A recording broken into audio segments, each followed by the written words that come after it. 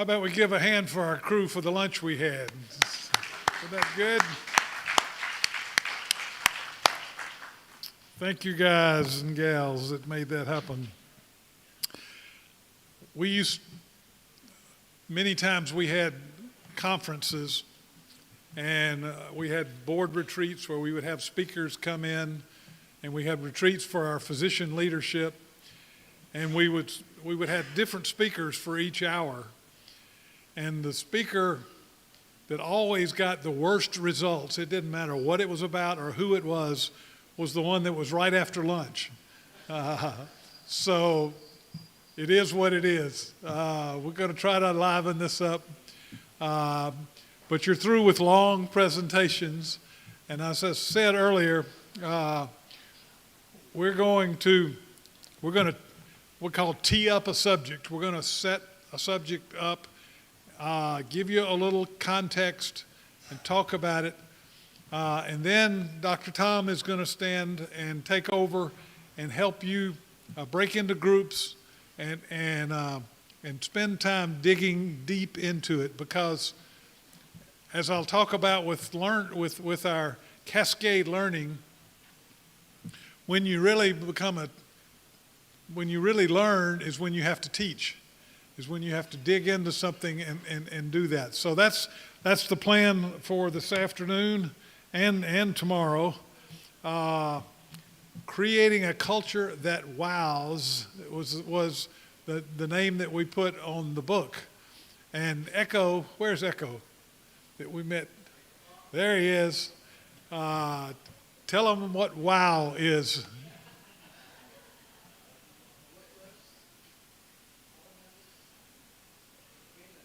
So he stopped us this morning and said, wows are workers, owners, and winners. So he gets the prize. Tom, what's the prize? He gets a pin. All right. I love it. So we understand what wow is now. What is culture? I labeled this little section culture, culture, culture, because you heard me this morning talk about how important culture is and how creating a culture that's sustainable is. But you also heard me say, for the first 20 years of my career, I rarely ever heard the word culture used. You know, we had strategy, we had plans, we had other things we were working on, but rarely ever heard the word culture used.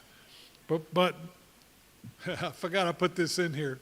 This is a wake you up after lunch slide. So people say, well, what have you done since you retired? And what are you doing? And I had the privilege of going to Switzerland a few years ago, about 5 or 6 years ago, with my daughter and her husband that live in Egypt. And we went and we were on vacation, and I sort of lost my head because I and my daughter and my son-in-law just jumped off the side of a mountain, and I was strapped to a 22-year-old that I had never met before that said, "Trust me, let's go." And this is what it looked like.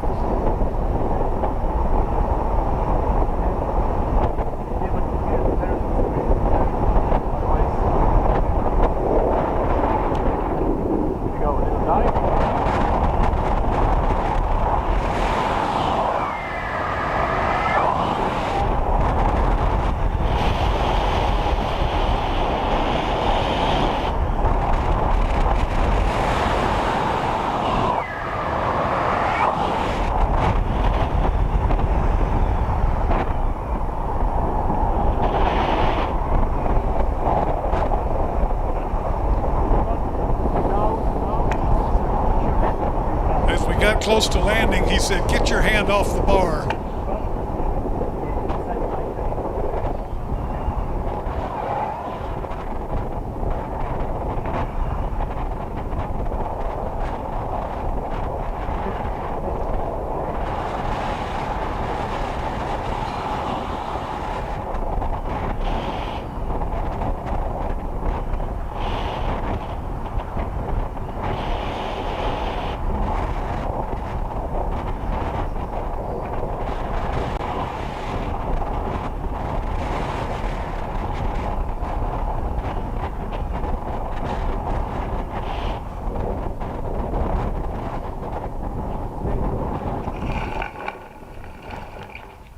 All right.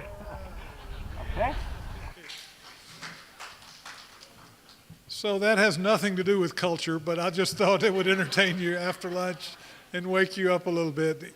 Anybody that wants to sign up, I'll tell you where we went and how to get there. So culture. Culture is not the hard, it's not the soft stuff. Culture's hard. And culture is people, working with people is not the soft stuff. It's hard. I remember hearing somebody say if pastoring a church would be easy if it wasn't for the people. Running a hospital might be easy if it wasn't for the people. You have to deal with a lot of different people, and what you do with them and how you engage them and the kind of culture that drives them will make all the difference in the world. The universe of a hospital is full of stars, full of all sorts of things going on, but it starts with the people in the center of the universe. That's who drives it. So every organization has a culture. Certainly your organization right now has a culture. Many, and I'd say most, have developed over time without any real direction, without really any intentionality of what do we want it to look like. Because most leaders give little or no thought to culture. I was certainly one of those leaders, as I mentioned earlier. Back in 2015, Fortune magazine had an article about culture, and it said, as employers increasingly grasp the importance of culture, they realize they have no clue where to begin in creating the culture they need. It's something, since we haven't thought about it, even that it exists or that it's something we can impact, then it's hard to even know where to begin. Was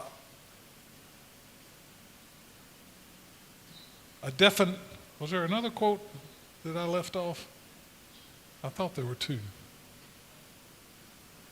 Let me see here. All right, let's go to a definition of culture. There are a couple of these. Corporate culture refers to the beliefs and behaviors that determine how a company's employees and management interact and how they handle outside transactions. Often culture is implied, it's not expressly defined, and it develops organically over time from the cumulative traits of the people the company hires. So your culture is really a picture of the traits and the behaviors of the culture of the employees that you hired. Here's some simple, I'm a simple guy, and so here's some simple ways I like to think about it. It's, what do your employees do when no one is looking? How do they behave? What do they hear management talk about? I think that sets the culture. Maybe that isn't the culture, but I think it drives the culture. Is what do they hear you as the leader of the organization, the leaders that work under you, what do your employees hear you talk about? Am I just talking about controlling cost? Am I just talking about being on time or am I talking about the way we treat people? And am I celebrating the behaviors? What actions do they see get rewarded by management? I talked this morning about if you want behavior repeated, then reward it. What actions do they see get rewarded, and how do they treat each other and their patients and others that they encounter? How do they treat those that they encounter? I think that's a snapshot of the culture of your organization. So a business debate through the years has been, what's more important, culture or strategy? Is it better to have a great culture, or is it better to have a great strategy? And of course, I'm going to say and people that I follow say you got to have both. A definition of strategy is the determination of the basic long-term goals of an enterprise and the adoption of courses of action and the allocation of resources. Where are you going to put your resources necessary to carry out those goals? So your strategy, and you have to have strategy, you have to have business plans of where are we going to put resources. And as hospitals, we never have enough resources. I remember one of the hardest things that every year was at budget time when we would ask our employees, what pieces of capital, what kind of equipment would you like for us to budget to buy next year? And I remember we might have $35 million of asks. These are the things we would like to have. And we had $5 million that we could actually spend. So we had to go through that process of determining strategically where were we going to invest our dollars. It's also a broad formula for how a business is going to compete. Even though we're in the business of caring for people, we are competing in some ways for patients, are we not? What its goals should be, what policies will be needed to carry out those goals, and the combination of the goals for which the firm is striving and the means by which it's seeking to get there. So those are some definitions of strategy. But back to the question, the great debate of culture versus strategy centers around the argument of what's more important to the success of the organization. Which one comes first? The implication being they're mutually exclusive, but the argument that I believe is accurate is they're both crucial. You've got to focus on a culture to get your workforce engaged, to take you where you want to go, but you got to know where you want to go. So you've got to have the strategy and the direction and the tactics that are going to get there. Culture is sort of the how we do things, and strategy is more what we do.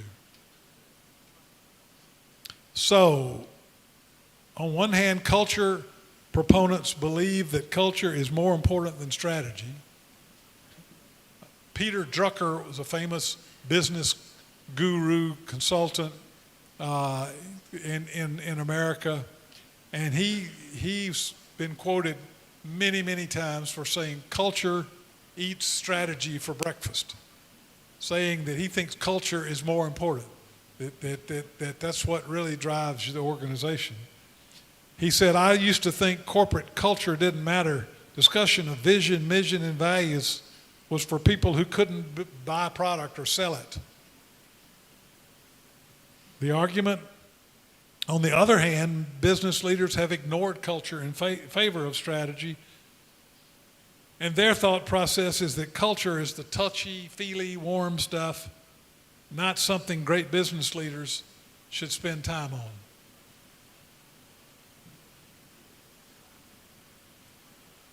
Strategy is the focused, hard-driving thing that makes businesses successful, in other words, or in their minds. I couldn't see the words on that first part because of my picture. So, which is more important? Focusing on developing strong culture, focusing on strategy. If they're both important, how do you do both? Strategy without culture is dead in its tracks, but culture without strategy is directionless. So, coming back multiple ways to the point that both are important. How do you balance the two? How do you create a world-class company? The hospital is a unique business. We've talked about that. Our employees choose healthcare because they have a desire to serve people, to make a difference in people's lives. And what I've seen happen, and what you have made happen in some of your organizations and others can, is when the culture of a hospital becomes patient-centered, employees buy in and accomplish amazing things. But it can't be just words. It just can't be just something you put on a paper. It's got to be something that you as management live out.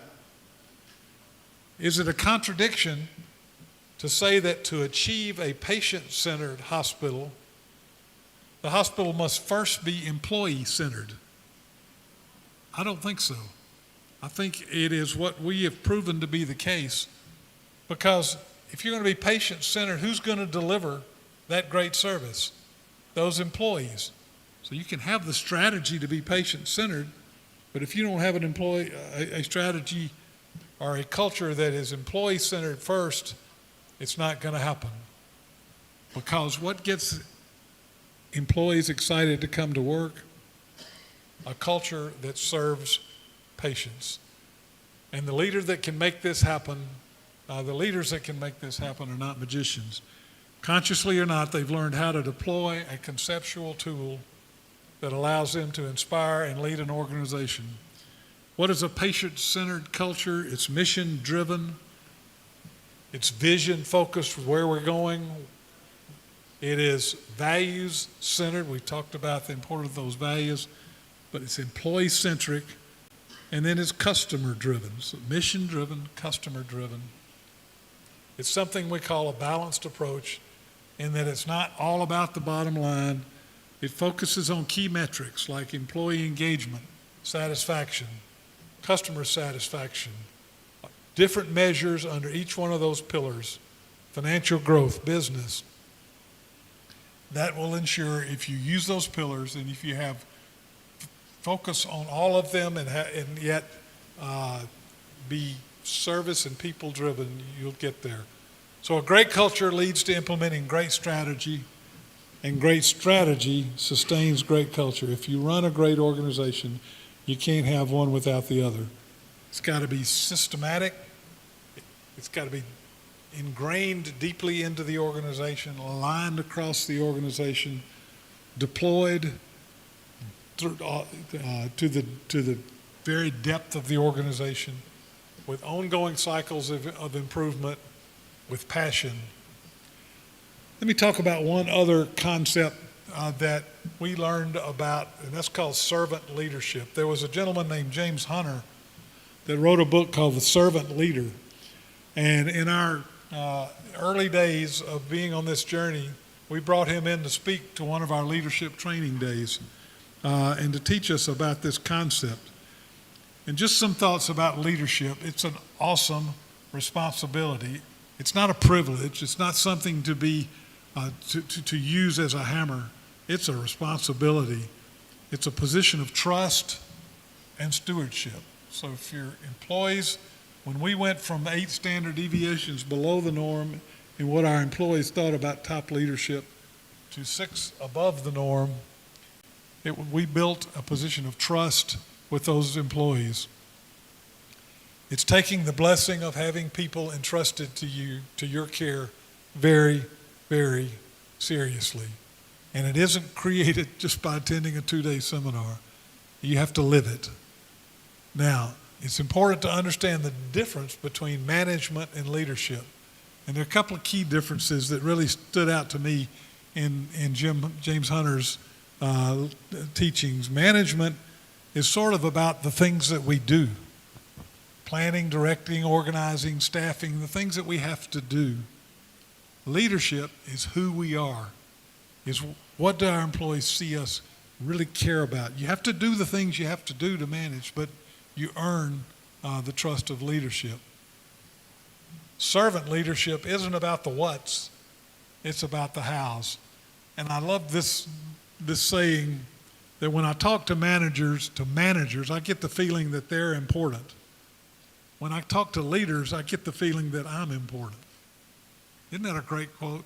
Think about the power style of management leads to fear, low trust, political games, unhealthy relationship damaging behaviors. All of us have experienced those kind of leaders somewhere along in our careers. Servant leadership creates engaged employees that are willing to give and do whatever it takes to achieve the mission, vision, and values of the organization. It's getting people from the neck up. It's getting their hearts, their minds, their spirits, their creativity, so that they'll commit to the vision, they'll take the hill, they'll be all they can be. servant leadership's not weak. It's not namby-pamby. That's an American term, namby-pamby. You can go look it up somewhere. Good luck translating that. It's not passive. It's not sitting around the fire. Servant leadership is strong. It's respectful, but it's focused and results-oriented. So, interesting concepts about servant leadership, about the whole culture concept that we've not spent a lot of time with. And I'm now going to hand the mic over to Dr. Tom, and he's going to walk you through some questions and talk about how we're going to set up after each of the sessions going forward. Thank you.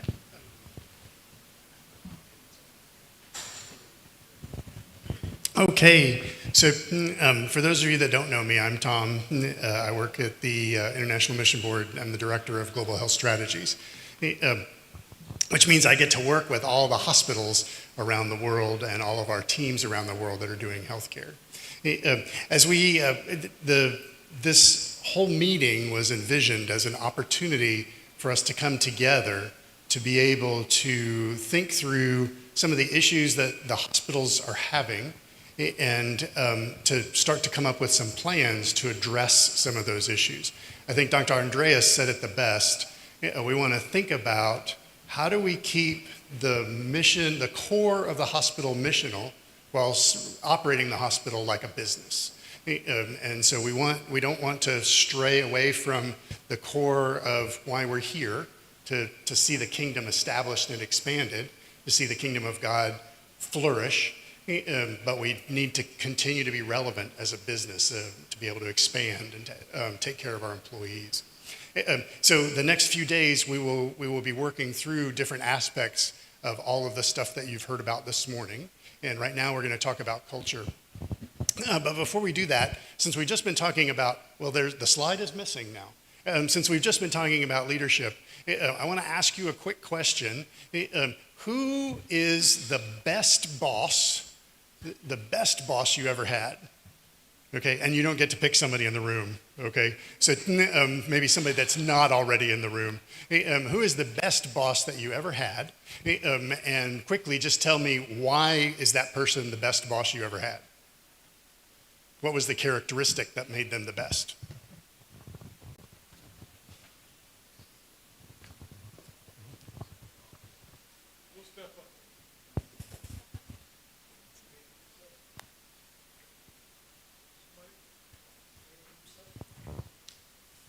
Ready to serve? Ready to serve. Okay. The best boss you ever had was somebody that was ready to serve. Excellent. Yeah, we need to move the microphone around because otherwise our friends in Nigeria can't hear us. So, Dr. Andreas. Just a minute. So he is a mentor. A mentor. Yeah. Okay, the best boss is a mentor. They're investing in you. They're helping to grow you as an employee, as a person. To me, it's the person who made me feel good and important. Okay. So they made you feel good and important. Like the quote about managers, I get the idea that the manager is important, but when I'm with a leader, I get the idea that I am important. Okay?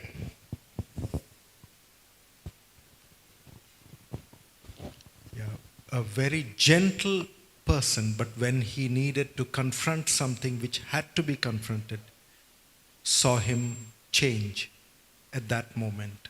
So, a gentle person, but with a very clear boundary, and when something needed to be confronted, was ready to confront it. Very good. Okay. How about one more? Yeah. He shared his vision so I can understand what I should do and why I have to do it. Ooh, excellent. Shared vision. So made the vision clear. A clear communicator was able to make the vision clear to you so that you knew what you needed to do and why you needed to do it that way. We get to why. As we get to why, we get to culture. And we're able to know to carry things forward without the boss always having to be around and tell us what to do. Very good, very good. Okay, so what we'd like to do is to break into small groups according to your hospital or your entity. Ideally, everybody in your small group should be working on from the same hospital or from the same clinic. And we're going to work together on these questions. We'll continue to do this through the rest of the workshop through the end of, through Wednesday. Okay, so let's see here. We've got the questions up. Okay, good.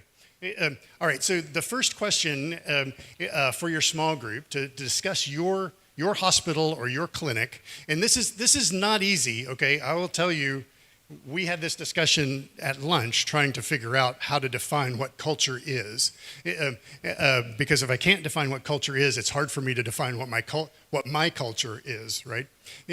So I want you to be thinking about what is the culture. What are the top 3 words or phrases you would use to describe your current culture? Now, many of us are healthcare providers. We know that we cannot treat a disease until we diagnose it, right?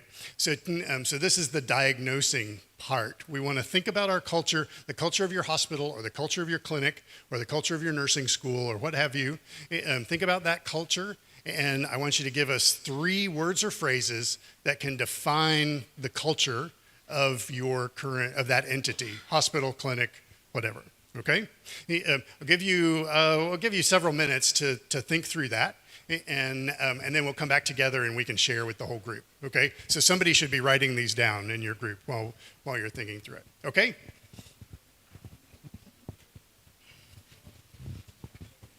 Semangat ya Bu. Waduh dok. Join Bu. Tapi kalau bisa dari masing-masing.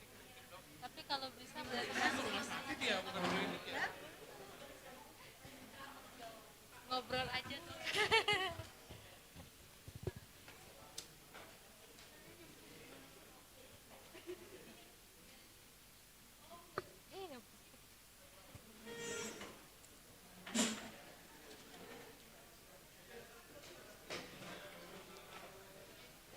Tadi udah dijelasin kan apa-apa aja yang ini sama Pak Nata. Udah ya?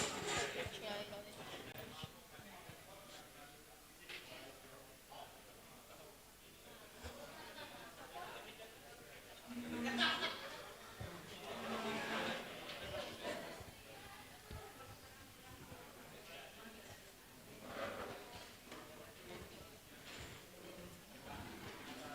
Dr. Tom? How long they should discuss about the culture? I'm going to give them about 10 minutes. 10 minutes.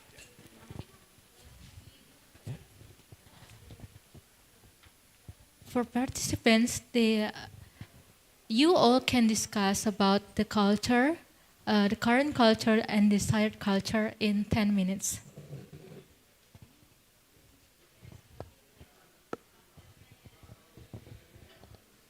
Setiap peserta yang terbentuk dalam satu atau beberapa bagian kelompok kecil dapat mendiskusikan mengenai culture yang ada di setiap rumah sakit atau klinik atau culture yang diharapkan untuk bisa dibentuk dapat didiskusikan dalam waktu 10 menit.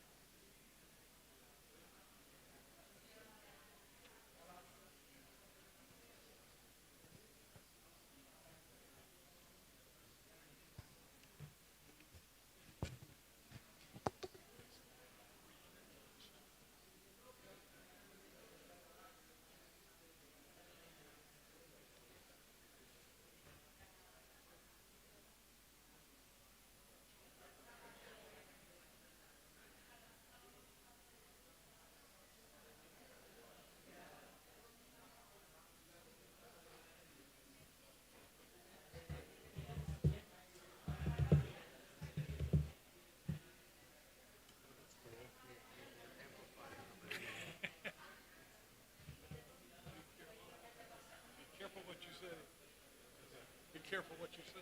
Yeah. The mic, the hot mic. Yes.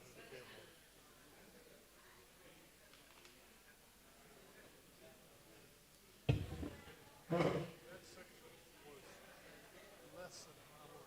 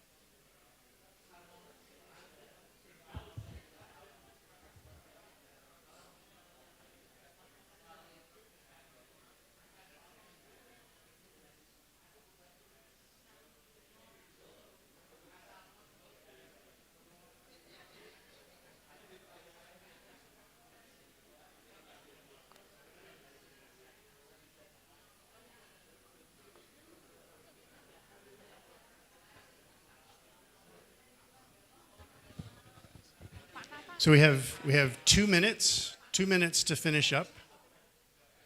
So, 2 minutes.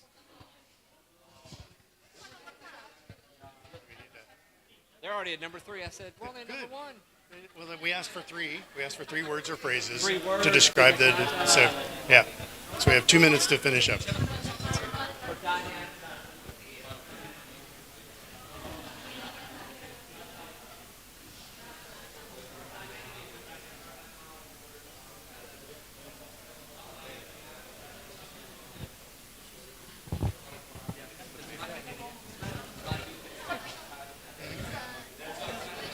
Yes. Culture we have For your hospital. for right now Yeah. Describe your culture in your Yes. hospital. that we have It's. and describe what our desire in Well, the we'll do next. that next. We'll do that next. Yeah. Right now we're just what you.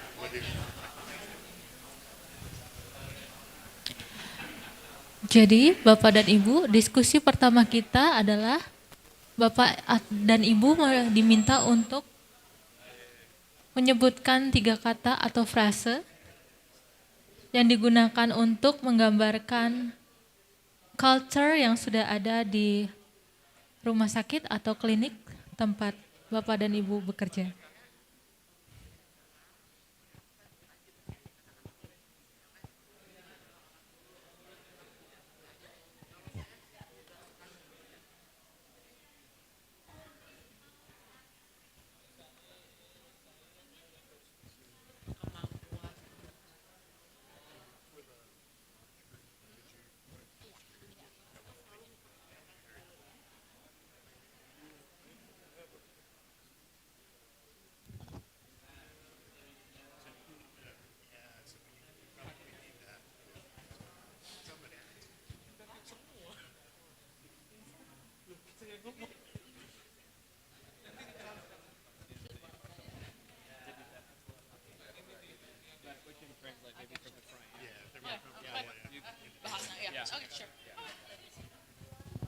All right.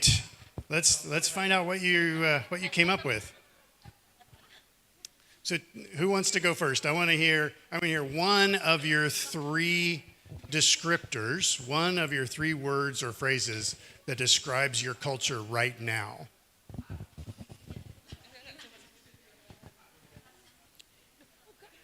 Oh, here we go. It's okay to speak Indonesian. Thank you for your occasion.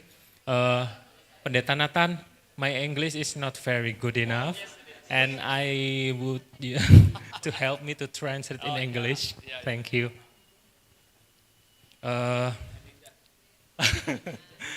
Kami dari Rumah Sakit Baptis Kediri. Baiklah. Saya ya. You translate? Okay. Yeah, from Kediri Baptist Hospital. Kemudian bersama dengan Klinik Tentrem Rahayu And dan also we Klinik have Bethesda. Dr. Ricky who also helps out at the Eternal Peace Clinic. We heard for he works at both places. Oke, dan juga dari Dr. Wahyu, And Dr. Klinik Wahyu is at the Bethesda. Bethesda Clinic. So we all sat together because they're all connected to the Baptist Hospital. Jadi 3 kata untuk mendeskripsikan dari kami adalah yang pertama hospitality and kindship. Kindship. Yes. Hospitality and Keramah tamahan dan Oh, kekeluargaan yang pertama. Kindship. kindship. Ya. Kindness. Kindness. Oh, okay. Itulah. Hospitality and kindness. Yes. For the first.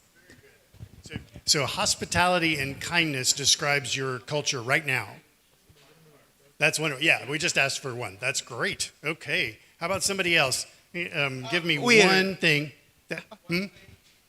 One thing. You came up with a list of 3. I want to hear one of them that describes your culture right now.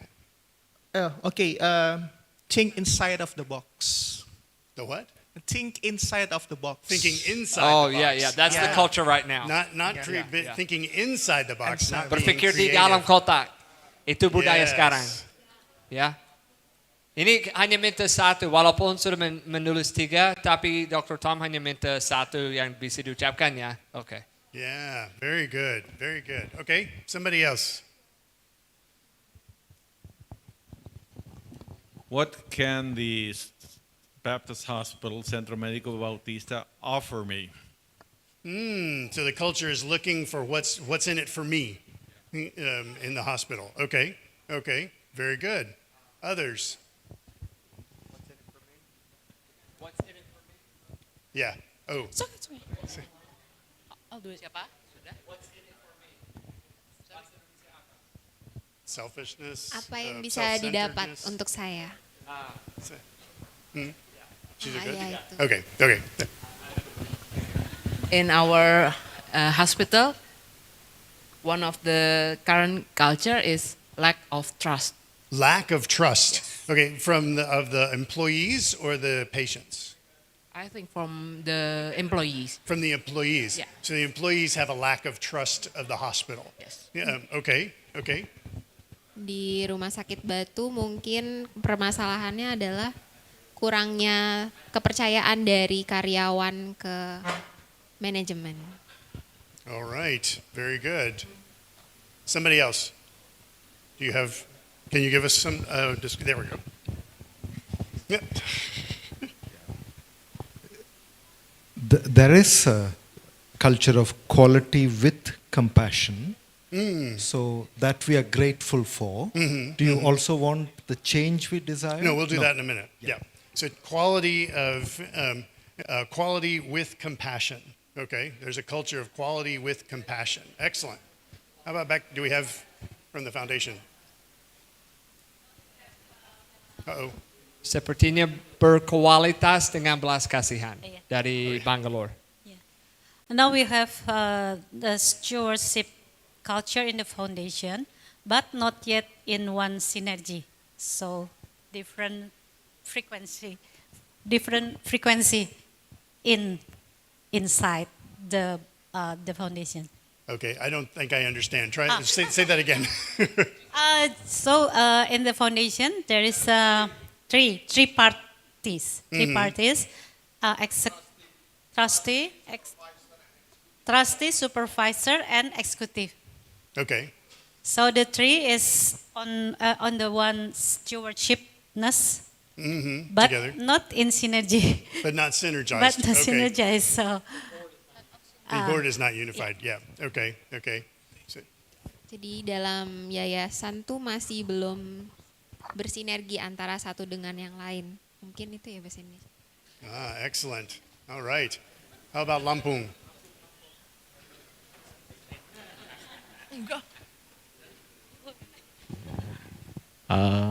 In Lampung, happy in comfort zone. Is what? Happy in comfort zone. Happy in the comfort zone. Okay. We're very happy as long as everything is going right, we're very happy. When it gets uncomfortable, we're not happy. I got it. Okay. Very good. How about here? Semarang. Kalau untuk di Lampung mungkin karyawannya semua nyaman dan senang di zona nyaman.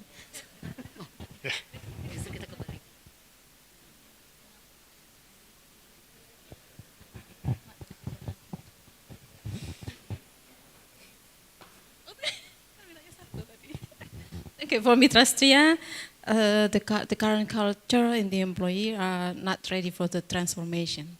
Not ready for transformation. Okay, we're also very happy, but we don't want to change. Yes. Okay. Fearful of change.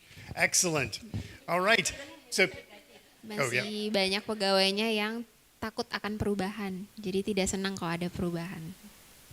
okay. So we've talked about, and you all have longer lists, obviously, of other things that describe the culture of your hospital. Do we need to translate what I'm saying? Go ahead, sorry. Okay, so you all have longer lists Ya, of. ada hal-hal yang lain, kata-kata frase yang lain sudah dituliskan ya. What we want to do now is think about where do you want to go?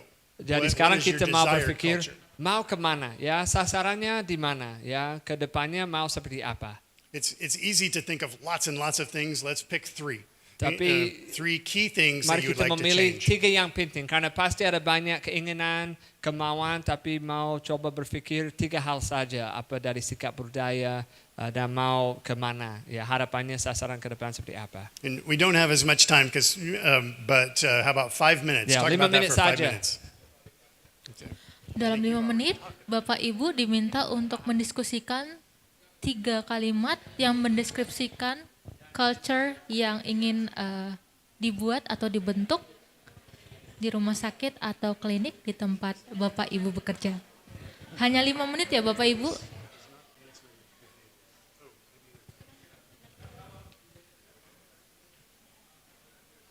Maybe you skip this third question, which we didn't understand anyway. Yeah.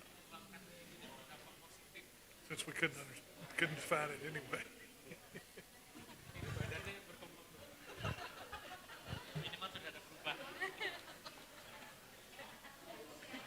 Here comes your family practitioner.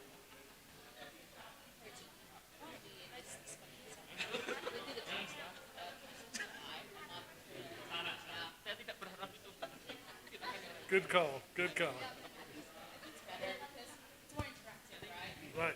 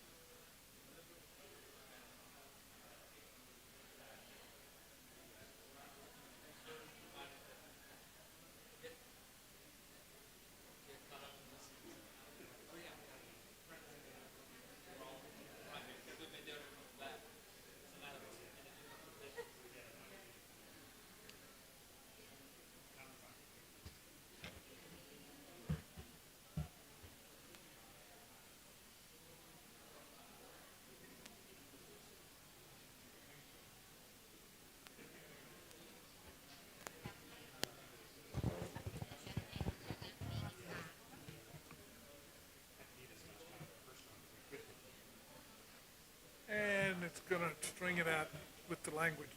Yeah. Yeah, but have him translate.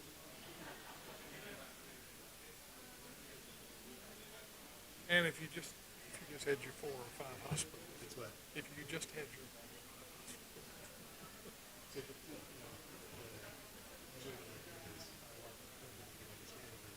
Yeah.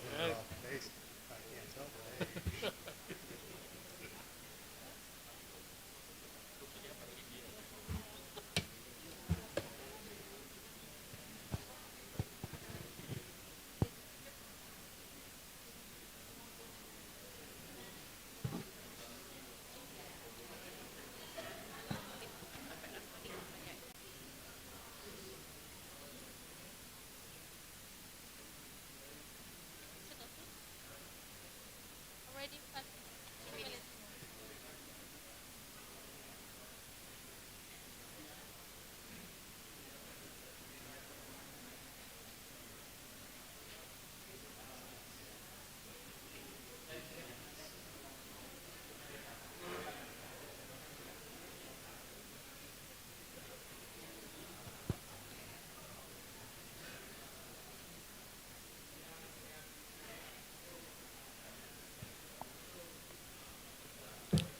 Two minutes left for the discussion of our second topic.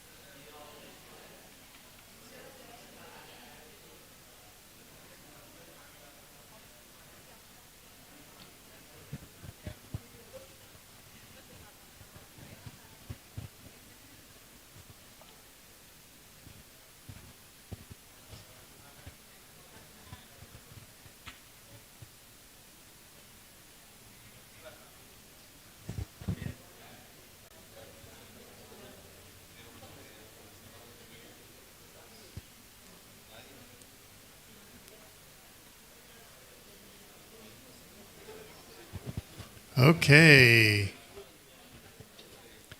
I'm looking forward to hearing what kinds of changes you feel like need to be made in your hospitals. Saya sangat semangat mendengar kira-kira ada perubahan apa yang bisa terjadi di setiap rumah sakit masing-masing. So who would like to go first? Tell us what is one. I just want to hear about one of your desired changes. You came up with 3. What is one of the desired changes? Yep. Saya minta satu saja dari 3 yang diinginkan terjadi perubahannya. Oke. Dari budaya yang tadi disebutkan, itu harapan dari kami adalah karena dengan kebudayaan dari rumah sakit kami yang ada, itu membuat teman-teman itu menjadi menggampangkan sesuatu. From our culture at the hospital, the employees usually takes things for granted and makes everything easy and simple. Dengan adanya budaya yang keramah tamahan dan kekeluargaan tersebut, kami berharap itu dikerjakan dengan penuh tanggung jawab lagi. Even though everything is based on hospitality and kindness, but they wish for the employees to do it with more responsibility. Okay, want the employees to take more responsibility for their actions, to not just do a halfway job, but to do an excellent job. Okay. Ya, jadi kira-kira yang disampaikan tadi dari rumah sakit baptis ya. Rumah sakit. Oke, mereka mau setiap karyawan itu untuk melakukan apa yang dilakukan lebih dengan penuh tanggung jawab. Jadi sesuai apa yang tadi disampaikan, tidak menggampangkan setiap hal. Kira seperti itu. All right, how about another? Yep.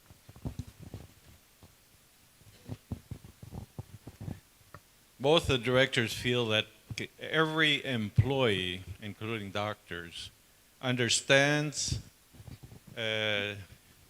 and puts to practice the values of the Bautista Hospital. Understands and puts to practice the values, which means communicate, communicate, communicate. Yes, I read that somewhere. That seems like a whole chapter to me. Every employee should clearly know the values of the hospital and be able to put them into practice. Berharap untuk semua karyawan maupun dokternya juga mengerti nilai dari rumah sakit itu dan bisa berkomunikasi lebih baik lagi. All right, very good. Lampung.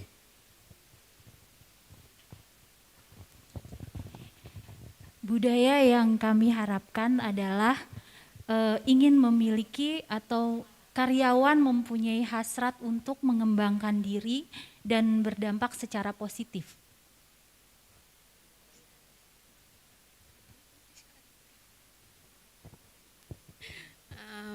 In Lampung, we expect that the employees can make the positive change. Yeah, can have a positive change and develop quicker, I think, and wants to improve themselves. Oh, okay. So employees want to be a part of a positive change in the hospital through self-improvement. Yeah. Okay. Excellent. So we want a new desire in the employees to be moving forward, to move the hospital forward. Okay, very good. Someone else. Right here. Oh, sorry.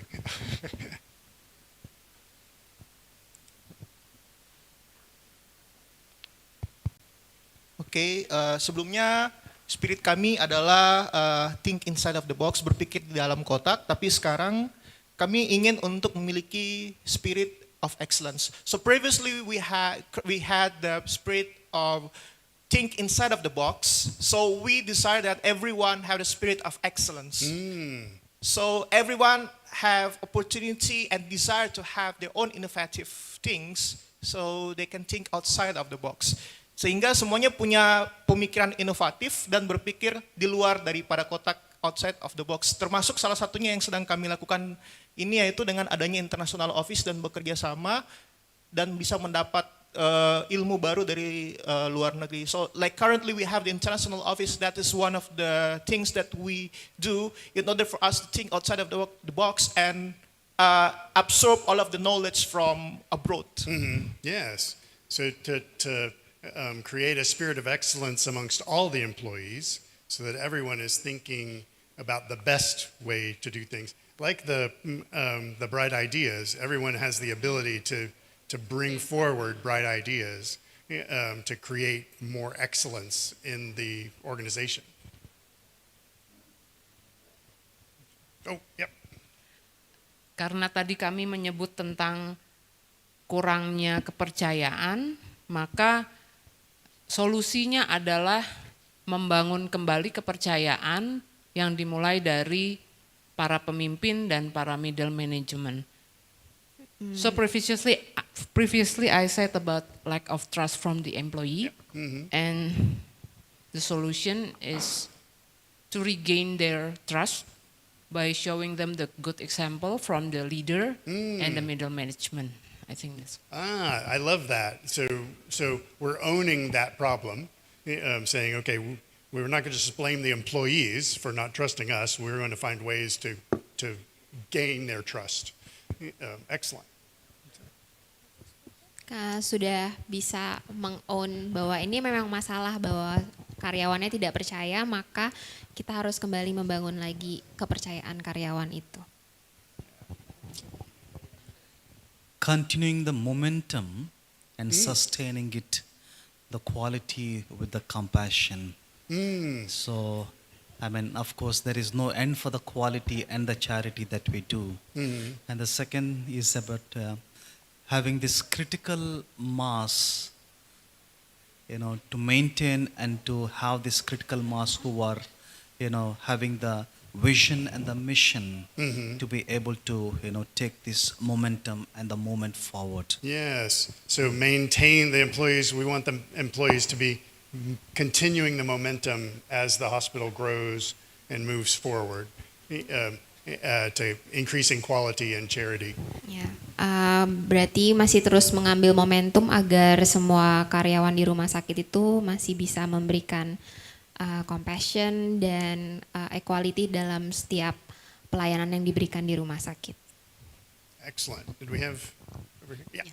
Our desired culture for the foundation are three: synergy, adaptive, agility.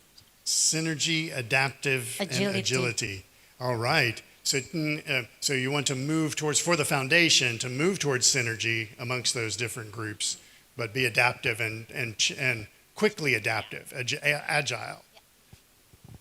Jadi kalau dari yayasan mempunyai 3, yaitu bisa bersinergi, memiliki bisa beradaptasi dan memiliki agilitas atau gesit lah gitu. All right, very good, very good. Semarang. Okay, our desired culture, the unity in the management. So, in order to deliver the culture of transparency and a good communication to the employees, so we can deliver the core value of the hospital for the clinic. Okay, the core value is clear, and then we can deliver transparently to our patients as well as to our employees. Kalau dari Ungaran berharap untuk bisa memperjelas lagi sebenarnya tujuan rumah sakitnya, fondasinya ini apa, dan bisa menyampaikannya ke pegawainya secara transparan dan lebih komunikatif lagi. Excellent, excellent, very good. You know, when I've done exercises like this in other Asian countries, people don't participate. So I just want to thank you very much for making that so much simpler here in Indonesia. Okay, take it away. Sebelumnya Pak Tom pernah melakukan aktivitas seperti ini, tapi di negara Asia lainnya jarang yang mau berpartisipasi, tapi sangat senang Pak Tom melihat bahwa semuanya mau berpartisipasi. Okay, let's dive into the next section, and I'll try to go quickly through this because I love your sharing and the opportunities for you sharing. So this one is doing a deeper dive. Well, let me see. Let me get the translators in place. I'll slow down for a second.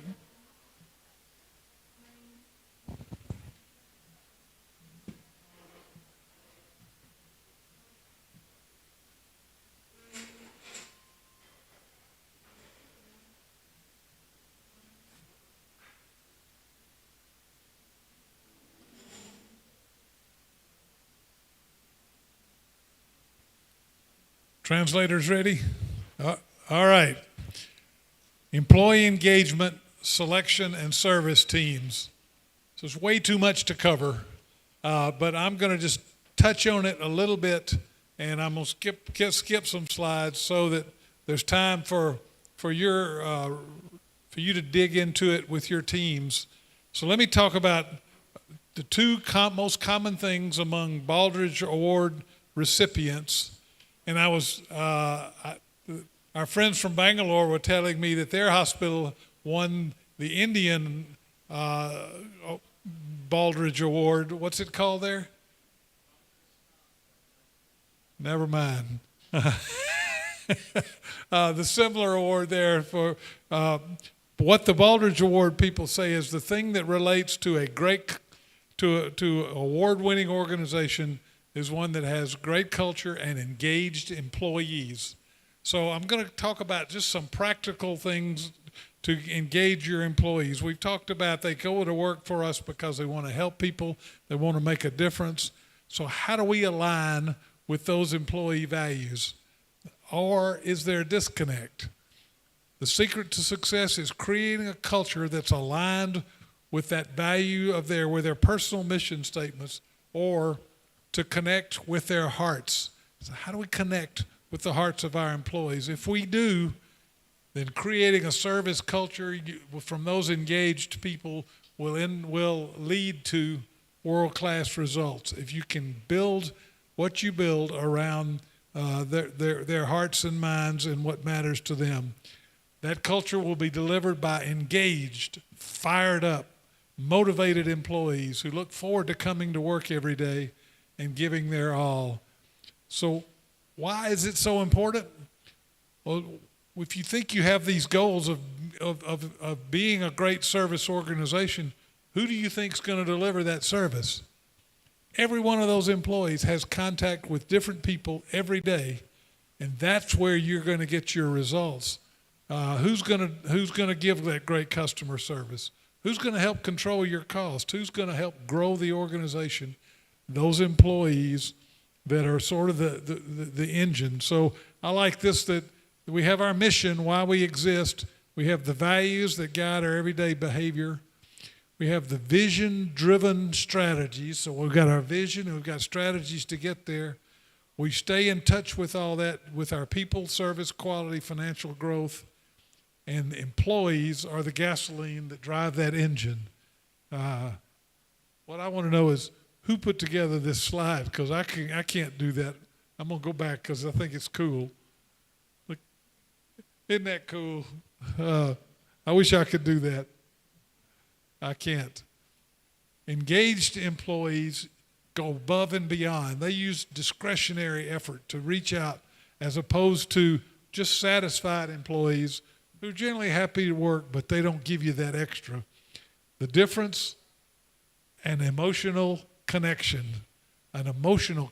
to what you're all about, to what's driving the organization. That employee life cycle, we have to attract good employees. We have to select and recruit, welcome them, get them on board, develop them, assimilate them into the organization, engage and retain them. And sometimes we make mistakes, and sometimes employees aren't a great fit, and we have to transition them off board. What engages employees? The top 4 key drivers: support during times of change, trusting in senior leadership. If we have proved trustworthy, then they'll be there and they'll carry the day. Communication between department, and giving them training and resources, which tells them that you care about them as people, that you want to try to enhance their world. I'm going to skip that one and go to employee selection. So how do you get the right people on board? That's so crucial. It's so difficult to get somebody off board. So doing it right requires a selection process that starts way before with pre-hiring goals and objectives. Committing that we're going to hire for people that fit with what we're trying to do, that we're going to use those standards of behaviors to drive and to evaluate potential employees. The selection criteria that's aligned to success in the role, behavioral-based interview questions. I'll give you a couple of examples of those. And then peer interviewing that I talked about this morning. I love this quote from Jim Collins, who wrote the book Good to Great. He said, in determining the right people, the good to great companies placed greater weight on character attributes than on specific educational, practical skills, specialized knowledge, or work. Why? It's not that specific knowledge or skills are unimportant, but they viewed these traits as more teachable, whereas they believed dimensions like character, work ethic, basic intelligence, dedication to fulfilling commitments, and values are more ingrained. Those are the things that you can't necessarily teach. That's what you want to look for, and you can teach the skills. I talked about our standards of behaviors and how important it is to introduce those before the employees even start with you, and therefore ensure that they're a match for what you're trying to do. You open the dialogue about them early on. You use that as a resource during your peer interviews. You pick up on whether or not they really buy into it, or are they just giving you lip service. So the peer interviewing process, the manager qualifies candidates and says, okay, I'm down to the final 2, the final 3. Every job is peer interviewed by peers that are going to work right alongside that candidate. That you use behavioral-based questions that relate to your standards of performance. Supervisors are interviewed by the staff that they're going to work for. That seems unusual, but they're a part of getting to hire that person. And accountability is hardwired because you've got selection forms and questions that make sure that everybody is doing it the same. So here are a couple of examples. Instead of tell me about yourself, say, why did you choose to apply for this position? Move into a little behavioral, making them think instead of just rattling off what they had planned to say. Instead of how do you handle multiple competing priorities, ask them, think about a day or a time when you had too many things to do. Describe how you handled that. What did you do to get through that day? Or instead of what are your weaknesses and opportunities, tell me about a specific time when you made a mistake, when you blew it. How did you resolve or correct and make that right? So that's the kinds of questions that get the employees or the applicants a little deeper into who they are. You get them there, and then there's this thing called onboarding, getting them on board in the organization. And we talked about recruiting and hiring, but now orientation is so crucial to get them into your culture and get them before the patient. The first day of serving, you want them to start hearing about mission, vision, values. We had a 2-day orientation, and 1 whole day was on culture. That seems like a lot, but it was led by the first hour of that day was the CEO of the organization going in, thanking them for joining, saying, we're glad to have you. Here's who we are as an organization. Here is what is important to us, and starting to drill that in from the very beginning. The first 90 days, you build rapport with the senior team. The department welcomes them, makes them feel welcome. You have a supervisor, preceptor, you have a buddy, somebody that you assign to help this person be successful, because what you're trying to do is to not make them just, again, another body to be there to fill a shift, but to engage them and make them realize how important they are. You have 30, 60, 90-day questionnaires, and you try to discover early on if there's a role mismatch. Questions you ask during that first 30, 60, 90 days, you say, I'm glad you're part of our team. I care about you and your ideas. I've got some questions. And you're trying to build a relationship and trying to make sure you retain those good employees. You ask them, how do we compare with what we said during the interview process? Did we mislead you? Are you feeling good that you got what you thought you were getting? Tell me what you like and what's working well for you. Have there been individuals who have been helpful to you so I can go and thank them? Based on your past experiences, what could we do better? So those kinds of questions. Monthly, or the first 6 months, you coach managers to pay attention to the turnover signs. That you have these, what we call a stay interview, 6-month stay interview, meaning you want to cement their loyalty to the organization. So you sit down and tell them how important they are and how glad we are they're there. Mentorship, you have somebody that's being a mentor to them, help them build their competencies, get them involved in the performance, the evaluations and attending forums. Every leader in your organization, we had a whole day's training for our leaders, and we said every one of you is a CRO. a chief retention officer. So your job is to help keep employees here that are good employees. The way you do that, you use the peer interviewing. You work on retention efforts every day from the very time they get there, building relationships, giving feedback, rewarding and recognizing, and setting expectations. I'm going to talk a lot about rounding in the morning, so I'll skip that now, except that getting out and being seen and visible is an absolute must if you want to build a culture that wants to be designed by and led by the senior team. Standards of behavior and service expectations, we've talked about those, what they are, why they matter, how they're helpful, who they apply to, which is everyone. Ways we can support them is to continue to revitalize those standards, make sure that they're who we are now, hardwiring them through reward and recognition, and maintaining them over time. The last thing I'll mention is service teams. So when we started this, we established 7 service teams. We had 10 to 12 employees on every service team, mostly frontline staff.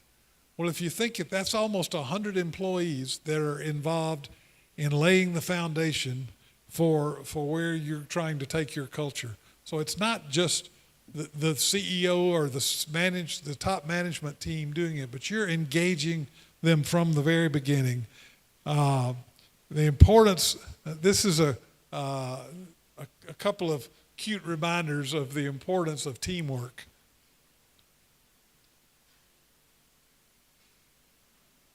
Let's see.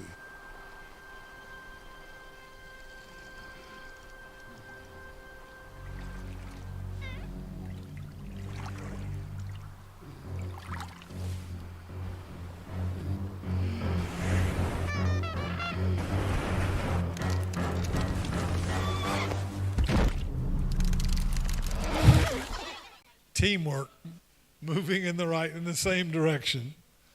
All right, one more. This is an afternoon joke break to wake you up.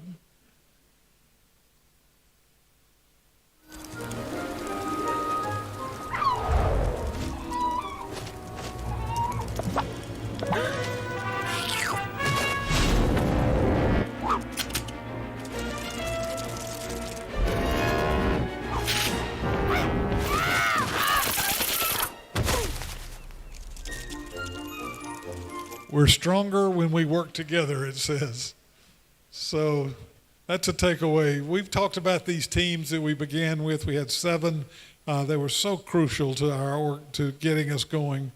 The role was to engage employees through achievement, excitement, camaraderie, through working together, to be partners with the leaders of the organization, and to provide fresh as well as an insider perspective and ownership.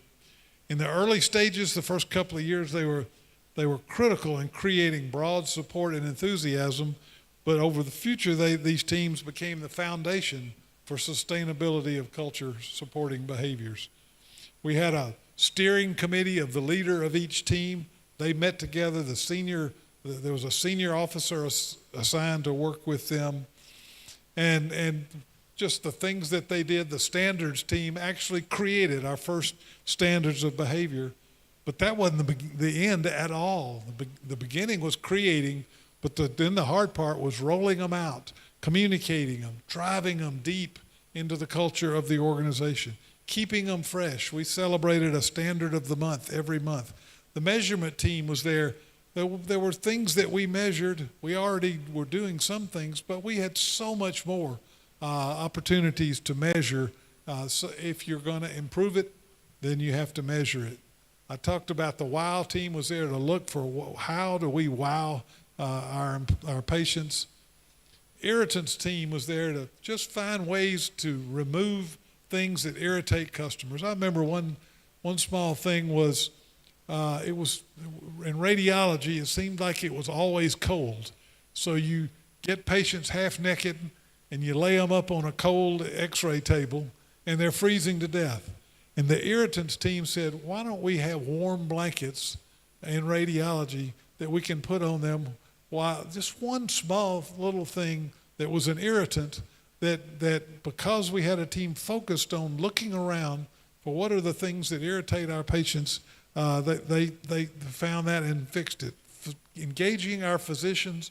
Your physicians are so critical. They're looked up to by your staff. How do you engage them to be a part of the process? How do you engage the employees? That's what all of this is about. That's where the bright ideas came from. That's where taking the employee attitude survey from annually to doing it multiple times throughout the year with little small mini surveys. All of that came out of the employee engagement team.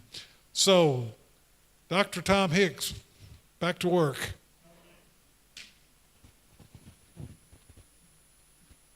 Thank you. Okay, so we've talked about the culture of the hospital now, and we didn't share everything. You've got several culture ideas that you've written down describing your hospital's culture. Yeah, we talked about the desired culture, where you want to go, and you've got more written down than we had time to share. That's okay, because we're gonna take all of this later and put it together into some strategic planning that we'll do on Wednesday. I just realized I was not pausing for the translator, so are we good? Okay, good. So we want to talk about employee engagement and ways that you go about engaging employees now. The slide disappeared again. Oh, it's back. Okay, so we're going to talk through some of this, but I've got some different questions to ask you. So I'd like you to get into your groups, and the first question I want you to consider is, how is it that you communicate standards of practice, as we're talking about standards of performance? How do you communicate standards of performance to your employees when you have new hires coming in, or when we need to remind employees over time about standards of performance? How do you communicate that to them? Okay, let's get into your groups by institution, and I'll give you 5 minutes to talk about that. Good question. I looked at it saying, do we read? If you want to look at the 3 for alarm and try to rewrite them, you can. You do it anyway.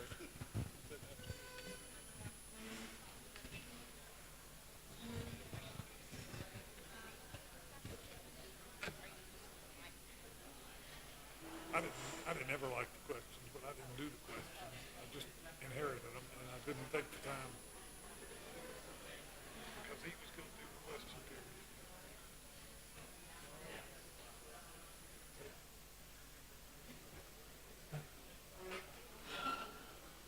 Tape.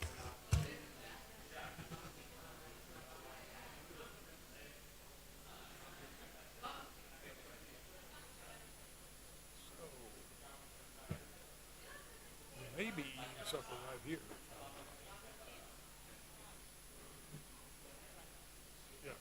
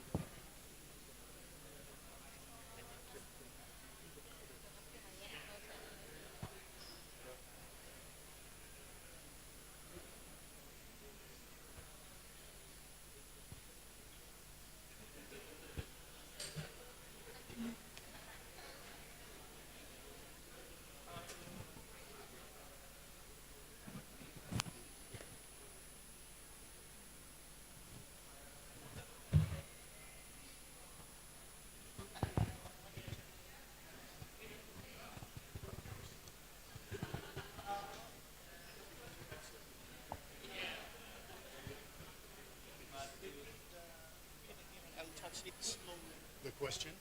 Okay. So just to be clear, the question that we're talking about is how is it that you communicate your standards of performance to new employees?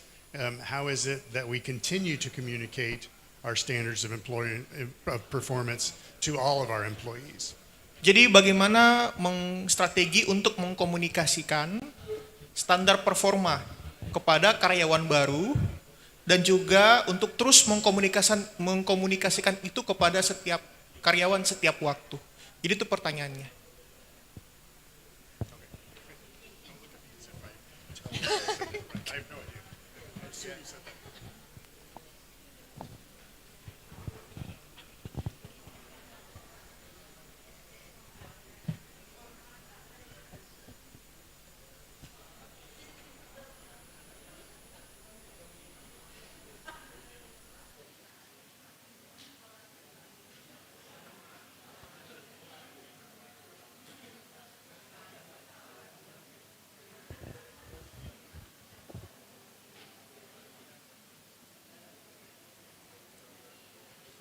We give you about 5 minutes to discuss the answer for this question.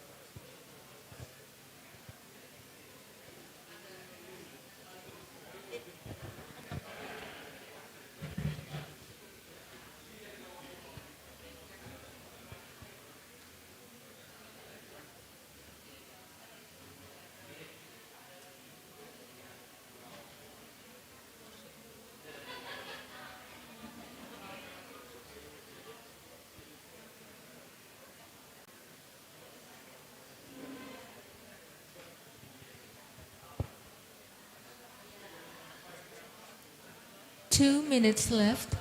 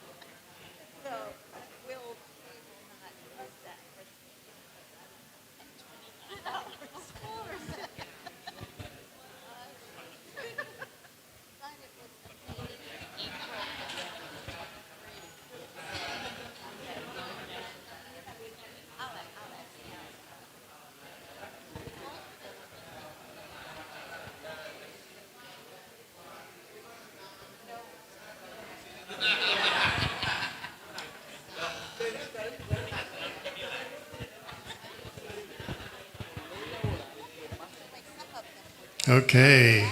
I'm excited to hear how you go about communicating your standards of performance.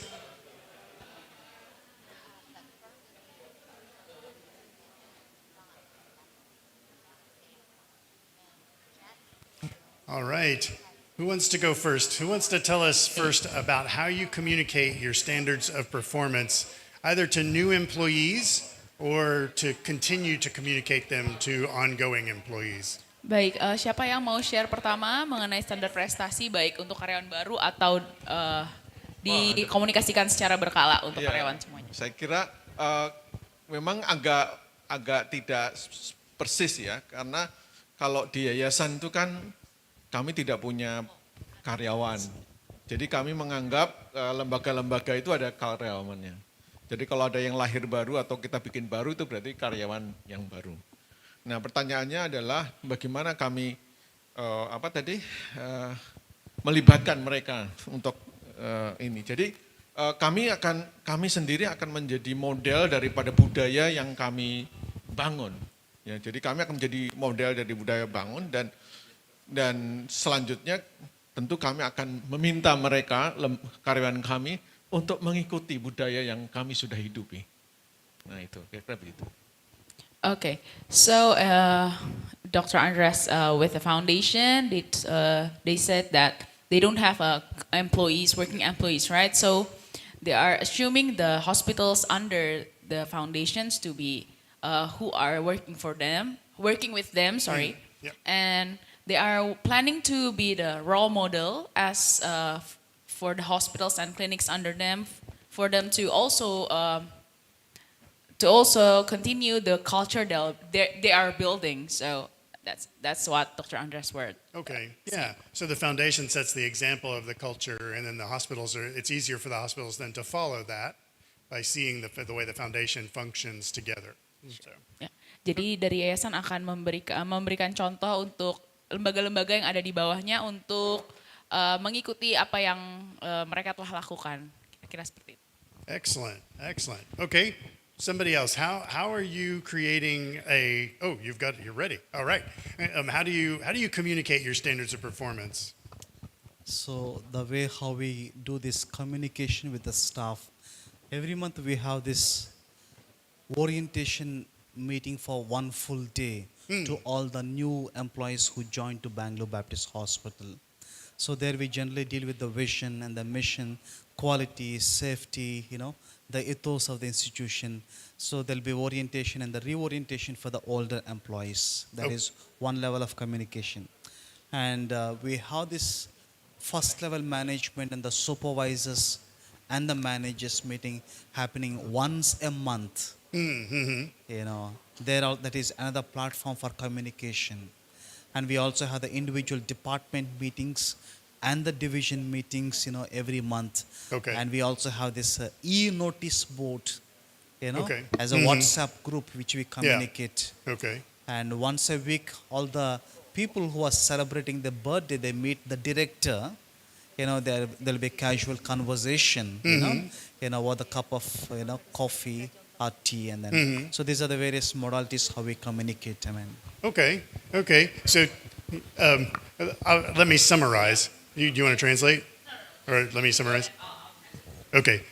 So you have new personnel orientation meetings, and then there's also a reorientation opportunity for older personnel or longer serving personnel. And then there are meetings within the department, meetings of different levels of leadership that also are re-communicating those standards of performance through each of those layers.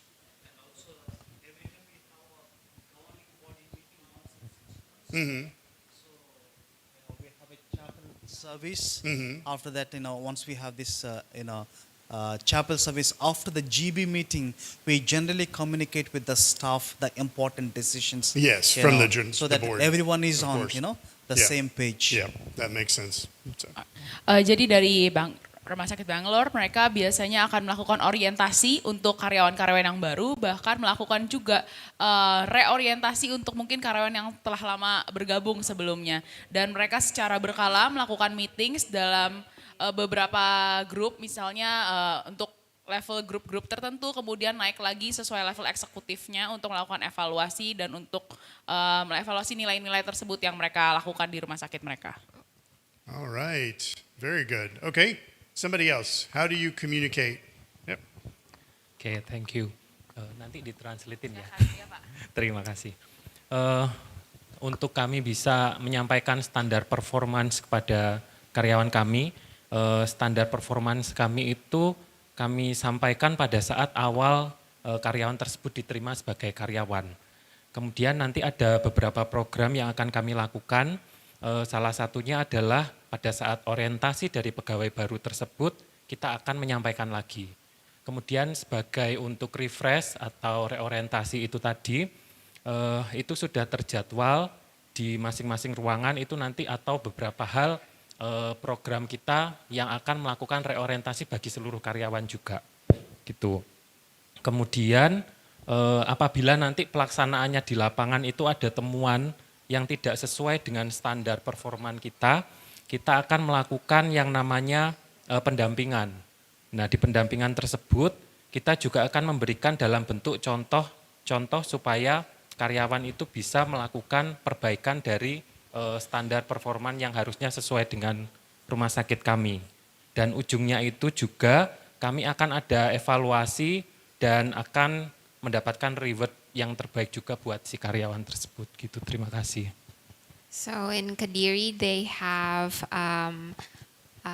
they give the performance, the summary of the performance of the hospital at the beginning of the orientations when they recruit new employees, and then after they enter and become the employee of the hospital, they have a reorientation at the ward where they do their job, and then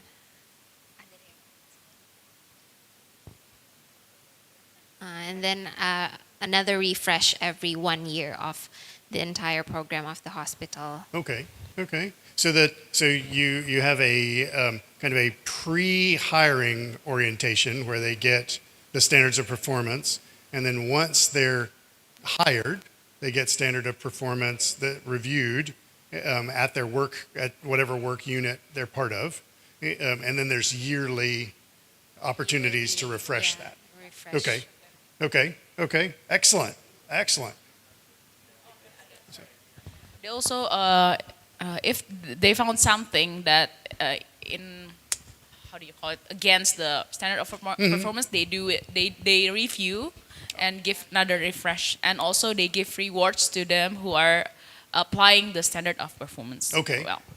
So reward those that are obviously keeping the standards of performance, doing like Al talked about the legends and champions, and also if you notice a deviation from the standard, we do a refresh for people to bring them back.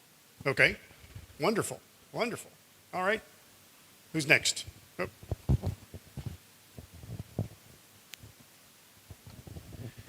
At the Bautista, a new employee has interview with a leader who had requested this had this opening. It's under the leader, and this is done initially and then in 60 days. Although during the entire period, the leader is in this process, but it's the leader, the direct leader of this person with the new position, because after 60 days, actually, there's a government law that says after 60 days, you give the employee all of their, insurance and everything. And if after 60 days you decide you don't really want to have that person, you have to. It's pretty costly. It's difficult. Yes, I've dealt with those systems before. There's a time limit. You have a certain amount of time that you can let them go. So you want to make sure that you're very clear during that interim, that trial period, and then make that decision before the end. And so the supervisor's involved all along during that interim period, for you all 60 days. Kalau di Rumah Sakit Bautis tuh dari awal pertama kali masuk sudah diberikan pengarahan, lalu dari pihak manajemen dan eksekutif tuh menilai selama 60 hari karena di sana ada perundang-undangan kalau dalam 60 hari itu semua pegawai itu udah harus dapat asuransi dan lain sebagainya. Jadi sebelum 60 hari itu harus ditentukan apakah pegawainya ini layak untuk diterima di rumah sakit ini atau tidak. So I have a question for the Indonesian hospitals. Do you have a similar time period like that, where after a certain amount of time you can't get rid of an employee?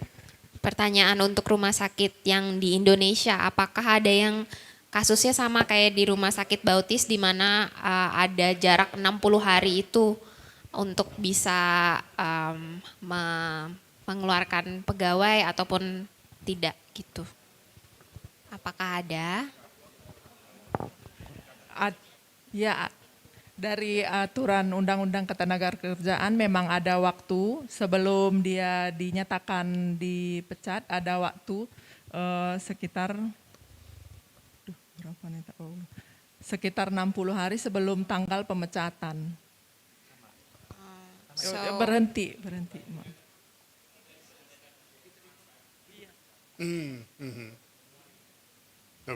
Okay. So a contract employee, then you've got a set time period in the contract. Yeah. I see. They have they have a contract. So before 60 days before firing an employee, you have to give them a notice. Okay. Yeah. Okay. Okay. So that's even if I've worked here for 2 years, Yeah. you have to give me 60 days notice Yeah. before firing. Okay. Yep. Okay. All right. So it's a little different than they deal with in Paraguay. So it's not like new employees have a certain trial period. Okay. All right. Somebody else. How do you do? Yes. Cara kami mengkomunikasikan standar dari perusahaan pada tahap seleksi, kami menyampaikan harapan-harapan cita-cita perusahaan yang ingin dicapai kepada karyawan tersebut, calon karyawan tersebut. Lalu pada tahap orientasi, karyawan diajarkan nilai-nilai yang ada di rumah sakit dan regulasi standar kerja yang berlaku. Nah, setelah masa orientasi tetap dilakukan penilaian,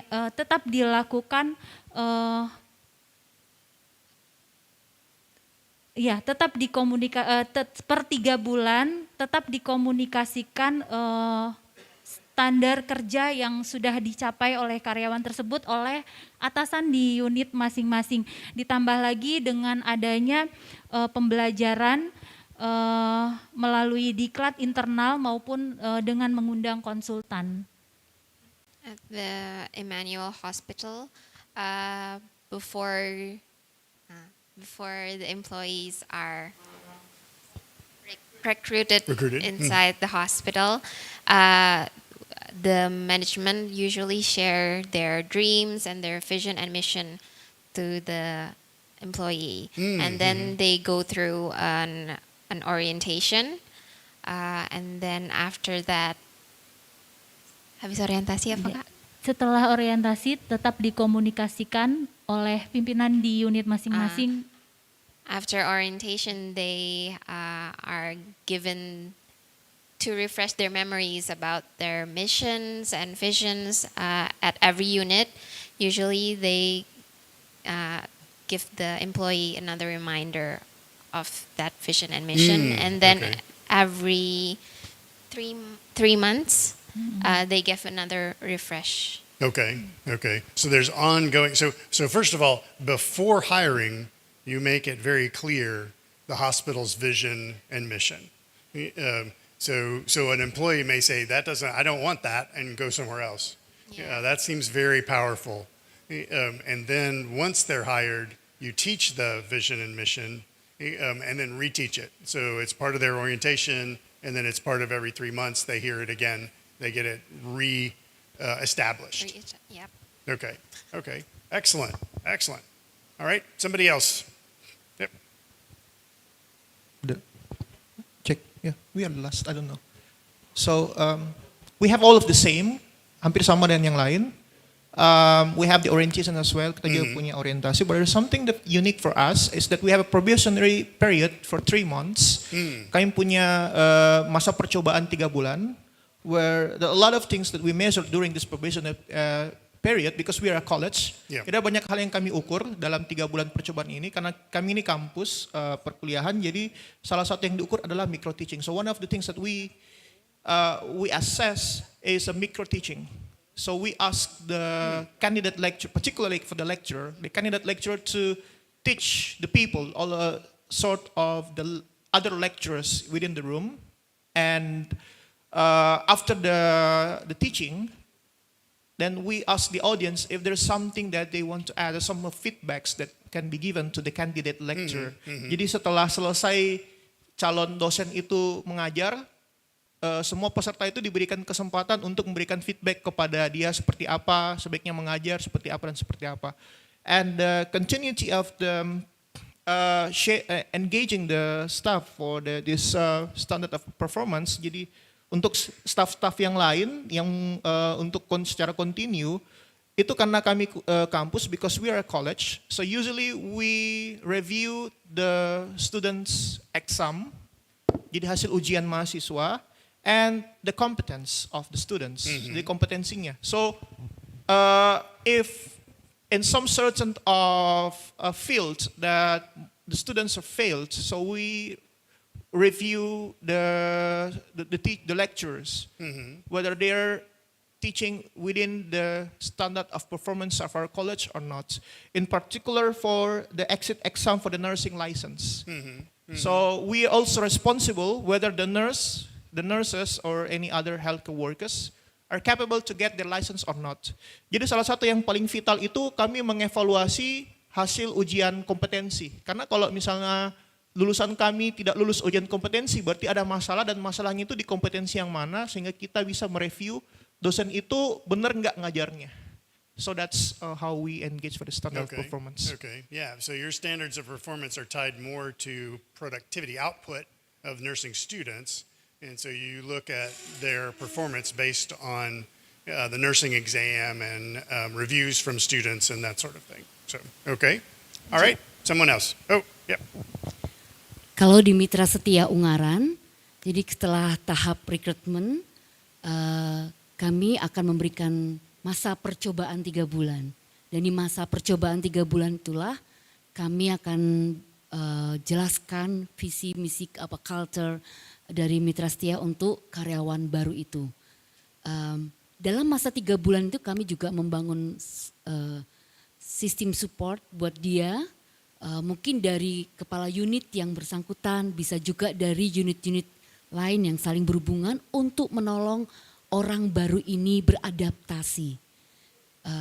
Setelah 3 bulan, setiap bulan kami evaluasi, setelah 3 bulan memang dia bagus, kita dan punya harapan untuk dikembangkan, maka kami akan memberi kesempatan dia dalam kontrak selama 1 tahun. Kalau orang ini bagus sekali dan kebetulan staff ini memang sangat kami perlukan, dia bisa langsung masuk ke perjanjian calon pegawai. Nah setelah itu bisa diteruskan menjadi setelah setahun bisa diteruskan menjadi pegawai. Kalau memang penilaian setiap 6 bulan, setiap tahun ini bagus untuk dia. Kalau memang belum, misalnya setelah kontrak 1 tahun, setelah tahap melewati probation atau masa percobaan 3 bulan, lalu diteruskan dengan setahun, ternyata penilaian kami di ambang batas, mau di stop, kelihatannya kok kita juga membutuhkan, tapi kalau diteruskan seperti apa, jadi kita akan membentuk lagi sistem support yang untuk menolong dia. Kita perpanjang, kita beri kesempatan 1 tahun lagi, tetapi kalau memang lolos ya udah menjadi calon pegawai. Kalau tidak mungkin sudah cukup usaha kita untuk menolong karyawan baru ini. Gitu. Okay. I hope you got all that. I hope so too. Yeah. So at Ungaran, they have a recruitment period, and after the recruitment period, they have a probation period for 3 months. Okay. After the probation period for 3 months, where they give their vision, missions, and dreams of the hospital. They also give out for the unit chief of the units to help the probie to adapt to the hospital. Okay. Okay. So, and then they evaluate after 3 months of probation. After 3 months, if the hospital or the management thinks that this probie is a very good resource to the hospital, they do they become an employee. Okay. And then they give another 1 year of evaluation. If they're excellent and they're a good resource, after 1 year they become a fixed employee of the hospital. Okay. If not, during that 1 year, if they're below average or not a really good resource for that hospital, they think twice about it. Yes. Either they give 1 more year because it's, or they out the employee. Okay. Okay. So there's stages that an employee goes through from a pre-recruitment to a probationary period to then a 1 year period that you're able to communicate the standards of performance and see that they are being applied, that the person is living up to, so you can make sure that they're a good fit for the job that you've hired them for. So excellent. Very good. That's it.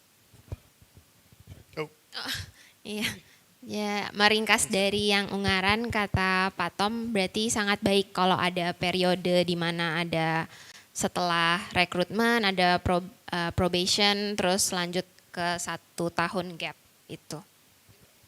Okay. Last but not least, Batu. Yeah, we're from Baptist Batu Hospital. Mm-hmm. I think we are similar to Kediri and Lampung. We have total for 2 years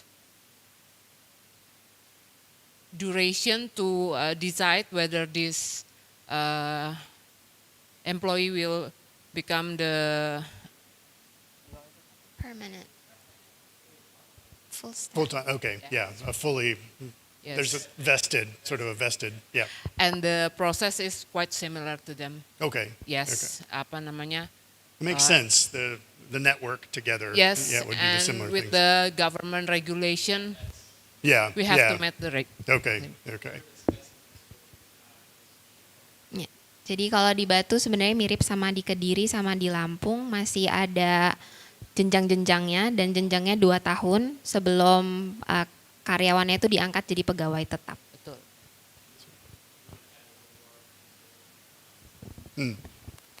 Yeah, so I'll give us a little more background. Saya memberi kasih latar belakang sedikit yang saya tahu dari proses Indonesia. Yeah, there's a period what they call like it's called probation, or it's called like a period where they have to they come on, but even when they're hired, they're not given full benefits. Mm-hmm. Yeah. So it's like a trial employee for 1 up to 2 years, and then they're called a candidate employee. Mm-hmm.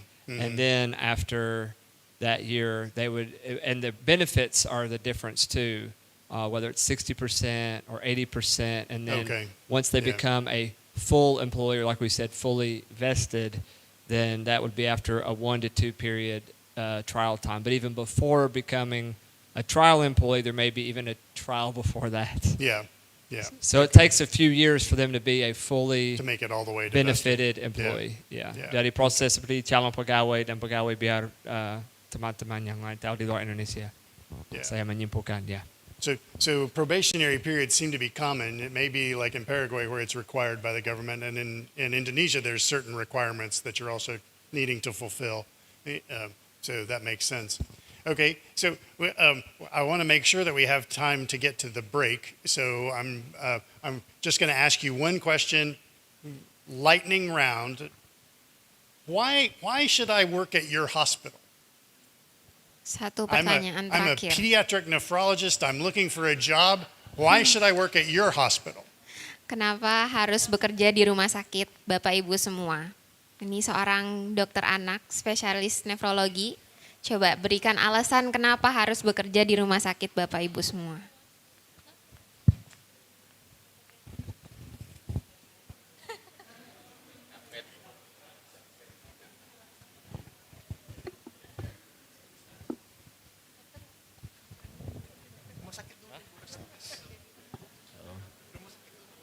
Because we need you. Yeah. God needs you to serve in every hospital, maybe in Lampung, for example. Because every person that join to hospital for mission hospital is the alat Tuhan itu apa sih? Utusan Tuhan. God send them to serve other people. Okay. Okay. So you're the people that want to work at your hospital, because obviously it's not just me. I mean, everybody that wants to work at your hospital, they want to work at your hospital because they want to be part of the mission that the hospital is on. Okay. Okay. Somebody else. Why should I work at your hospital? Kata Dr. Novian, kenapa harus bekerja di Rumah Sakit Immanuel? Karena semua orang yang terpanggil bekerja di sini itu bagian dari sebuah misi yang besar untuk menjangkau masyarakat. Ada lagi yang lain?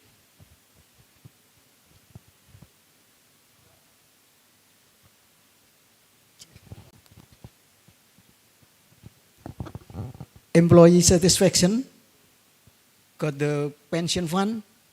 Okay. Okay. Pension fund, high employee satisfaction. So if I am in your community, I hear other employees, they're very happy working for you. And so now I want to work for you. Okay. Okay. Kalau dari yayasan katanya karyawannya semua bahagia bekerja di situ. Dan juga ada dana pensiun. Jadi kira-kira mau nggak? All right. Somebody else. Why should I work at your hospital?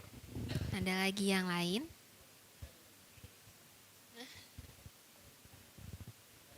Why should I work at your hospital?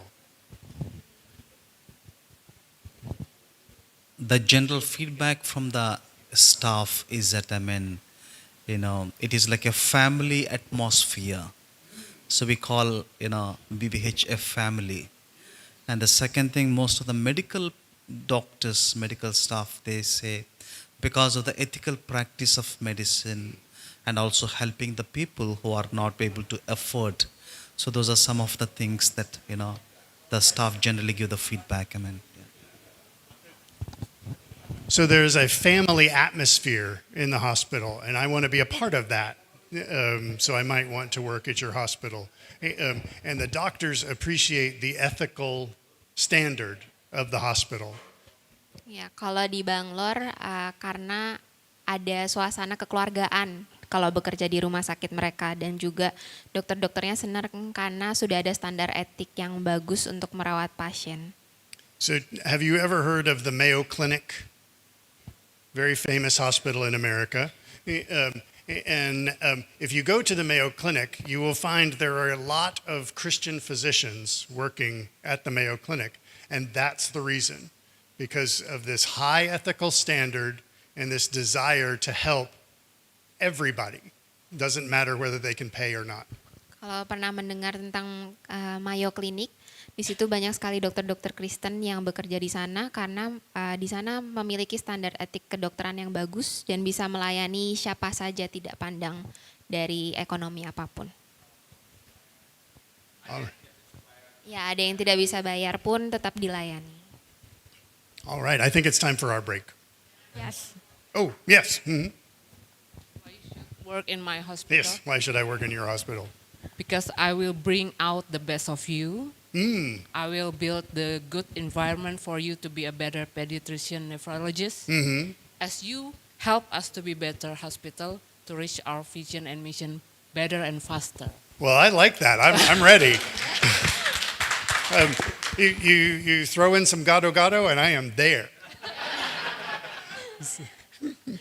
All right. Okay, thank you, Dr. Tam. We are also thankful for Mr. Ostabelfield for the presentation and for your guidance, Dr. Tam. We hope all the topics we got today will add more insight for us. And we have 15 minutes to relax. kindly invite all the participants at this hall to enjoy the meal available at the backside. And we'll come back and we'll talk about just an overview of the day. Yes.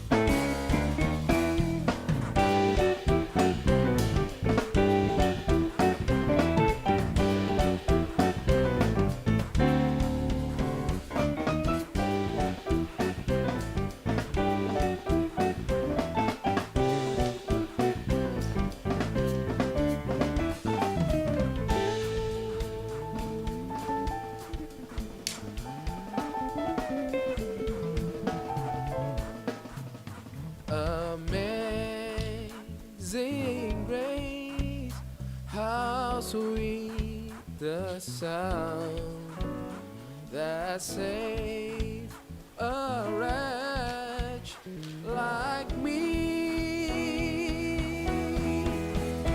I once was lost, but now am found. Was blind, but now I see. Oh, was blind, but now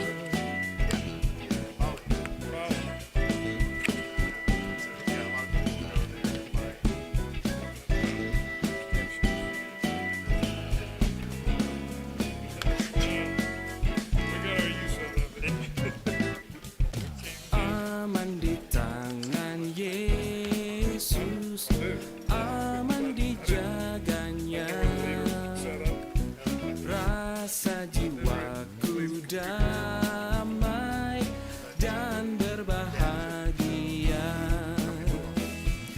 Hai, dengarkanlah suara para malaikatnya yang menyanyi di sana di surga mulia. Aman di tangan Yesus, aman dijaganya. Rasa jiwaku damai dan berbahagia.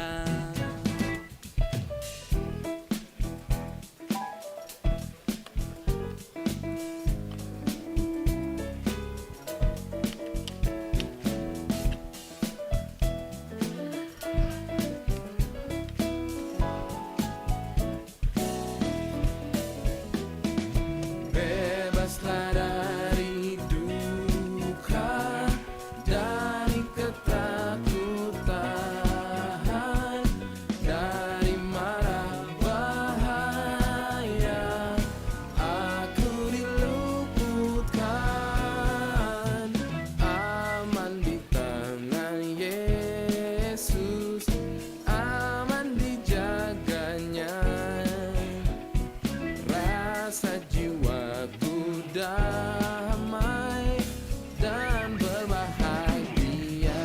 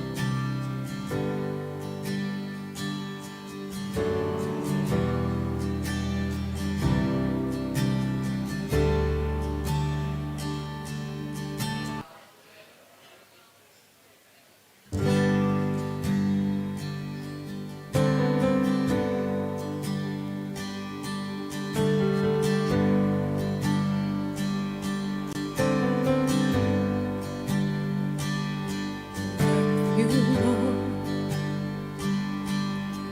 for your mercy never fails me. All my days I've been held in your hands. For a moment that I wake up until I lay my head, I will sing of the goodness